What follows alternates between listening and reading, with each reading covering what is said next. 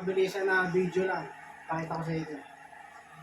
Life size, 1:1 scale. Bakit ka? Venom.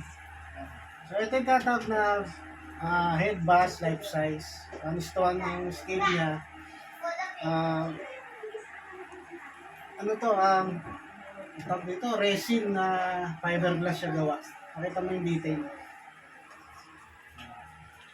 Ipin niya, oh. Galing ng magkakagawa talaga. Solid.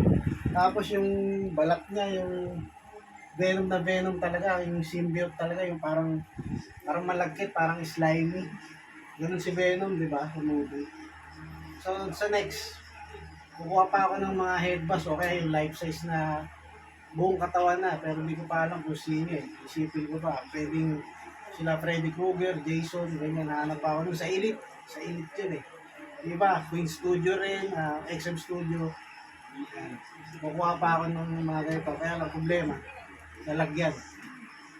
Ito nga, hindi ko pa alam kung saan ko ilalagay. Kaya abangan nyo na lang yung mga susunod.